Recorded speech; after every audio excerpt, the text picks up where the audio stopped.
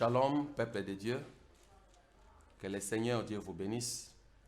Ce matin, nous allons partager un thème, Dieu dit autrement. Rapidement, nous retournons dans les Écritures. Genèse chapitre 37. Nous allons lire les versets 33 au verset 35. Jacob l'a reconnu et dit, « C'est la tunique de mon fils. Une bête féroce l'a dévoré. Joseph a été mis en pièces. Et il déchira ses vêtements, il mit un sac sur ses reins. Et il porta longuement le deuil de son fils. Tous ses fils et toutes ses filles vinrent pour le consoler, mais il ne voulut recevoir aucune consolation. Il disait, « C'est en pleurant que je descendrai vers mon fils au séjour des morts. » Et il plairait son fils. La parole du Seigneur. Dieu dit autrement. Chers frères dans le Seigneur, nous devons arriver à comprendre, comme nous avons toujours dit, la vie de l'homme est comme une énigme. L'homme ne peut comprendre son lendemain. La vie de l'homme est bourrée de questions. Quelle sera ma vie? Réussirai-je? Arriverai-je? Ce sont des questions qui circulent souvent dans la pensée de l'homme. Et souvent, l'homme déclare le désespoir. Il dit, fini pour ma vie. Je ne réussirai plus encore. Mon père est mort. Ma mère est morte. Ce sont eux qui supportaient mes études. Comme ils sont partis, quelle sera encore ma vie? Là, c'est toi qui le dis. Mais Dieu dit autrement. Le texte que nous venons de lire, bien-aimés dans le Seigneur, il y a eu un complot au sujet de Joseph. Mais la Bible dit, les frères de Joseph envoyèrent le messager auprès de Jacob pour lui montrer l'habit de Joseph et informer à Jacob, leur père, que Joseph était dévoré par un animal sauvage. Les messagers sont arrivés.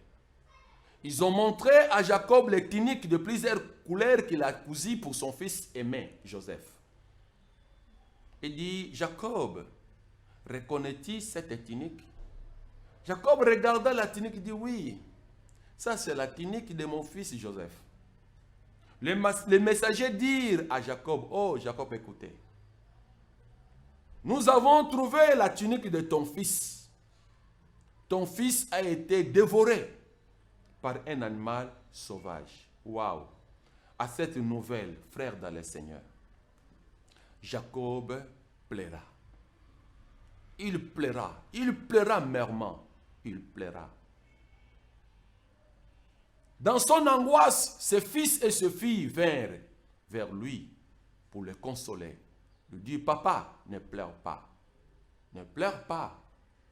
L'homme est passager sur la terre. Nous savons que tous nous allons mourir. Pourquoi pleures-tu? Console-toi, papa. Jacob dit non. Il n'a pas donné l'opportunité ni l'occasion d'être consolé par les supplications de ses enfants, soit de ses fils et filles. Écoutez maintenant le dit de Jacob. Jacob dit ceci. C'est en pleurant que je descendrai vers mon fils au séjour des morts. C'est en pleurant que moi, Jacob, je descendrai vers mon fils au séjour des morts. Moi, Jacob, je descendrai au séjour des morts, en pleurant vers mon fils. Et la Bible dit, il éleva son deuil pour longtemps, pour longtemps, pour longtemps. Dit-on, chers frères dans le Seigneur, toute la vie de Jacob après cette nouvelle était la vie des pleurs, la vie de la tristesse. Il pleurait chaque jour son fils. Il disait, je descendrai. Mais pendant que Jacob disait que je descendrai en pleurant mon fils vers le séjour des morts, Dieu disait autrement. Dieu disait quoi? Jacob, tu seras en Égypte. Tu seras glorifié en Égypte. Jacob disait, je descendrai pleurant. Dans le séjour des morts, je pleurerai mon fils. Mais Dieu disait, Jacob, tu seras dans la gloire en Égypte.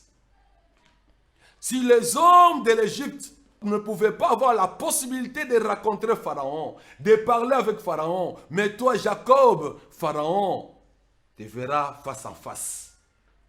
Tu seras considéré. Tu seras logé dans un quartier de gloire. Tu seras considéré. Mais Jacob dit, non, ma vie sera la vie de pleurs.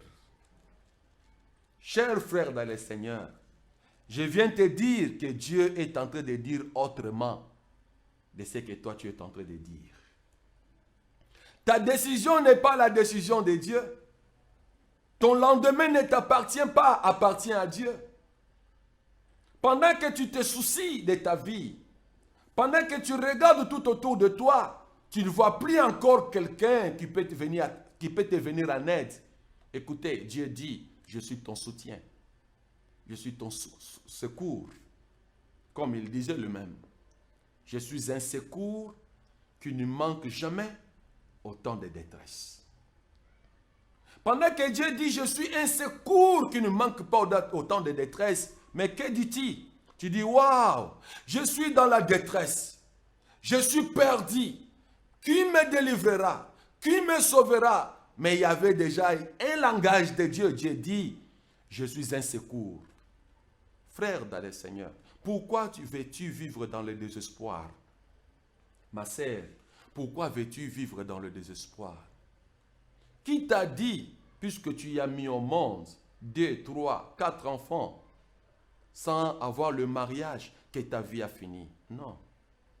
Qui te dit, frère, puisque tu as fait longtemps sans travail, que ta vie a fini? Non. Qui te dit, puisque tu n'as pas eu la possibilité d'avoir le diplôme de l'université, que ta vie a fini? Non. Dieu dit autrement. Je viens dire à quelqu'un aujourd'hui, Dieu dit autrement. Quand les hommes disent, tu échoueras, Dieu dit autrement. Quand les hommes de ta famille disent, tu n'as pas de valeur, Dieu dit autrement. Quand toi-même tu regardes à ton niveau intellectuel, tu dis, waouh, je suis fini. Je ne suis qu'un rien dans la société. Dieu dit autrement. Bien-aimé dans le Seigneur, le psalmiste dit, la grandeur de l'homme, l'élévation, ne vient ni de l'Orient, ni de l'Occident. Mais l'élévation vient de l'Éternel. Dieu est capable de prendre quelqu'un dans la poussière et lui faire un grand parmi les grands. C'est ça Dieu. La Bible dit, Dieu a confondu la sagesse de l'humanité. Il a choisi les choses insensées pour confondre des choses qui étaient valeureuses. Bien-aimé dans le Seigneur, Dieu dit autrement pour ta vie. Tu te regardes, tu dis, waouh, je suis né seul dans la famille. Je n'ai pas un frère. Les parents disaient, errez, ceux qui naissent 2, 3, car quand il aura un problème, l'autre lui viendra en aide. Tu dis, je suis né seul. Qui peut me venir en aide? Je n'ai pas des enfants. Qui me viendra en aide quand je deviendrai vieux? Qui me soutiendra? Dieu dit autrement. Frères dans le Seigneur, sortez dans le désespoir. Sortez dans le désespoir. Car le plan de Dieu, tu ne les connais pas. Dieu a toujours eu un plan qui les révèle à ses enfants et il a toujours eu un plan qui les cache aux hommes. Jacob était un prophète, un fils d'alliance de Dieu. Mais Dieu l'a caché. Dieu n'a pas révélé à Jacob que Joseph vivait. Pour Jacob, il disait, mon fils est mort.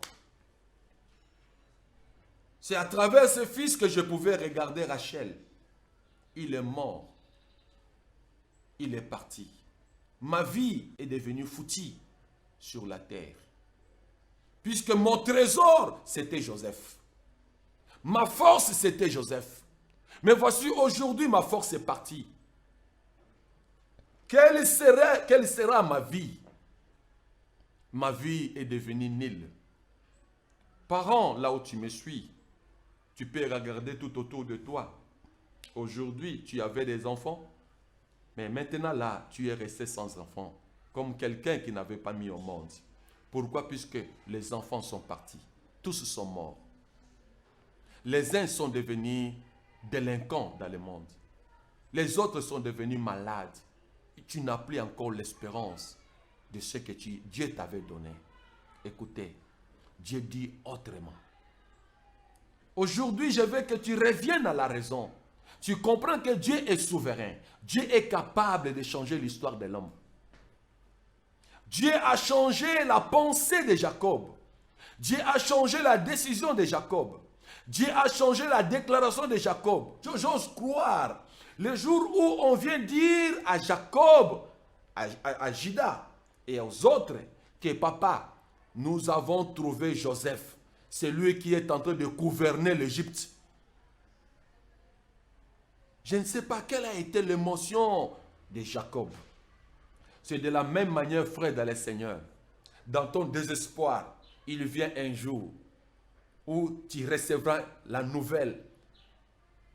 On t'informera qu'aujourd'hui, il y a une porte ouverte pour toi. Aujourd'hui, il y a un mariage pour toi. Aujourd'hui, tu es devenue grosse. Aujourd'hui, il y a une porte de faveur pour toi. Ce jour-là, tu diras, oh, pourquoi parlerais-je ainsi?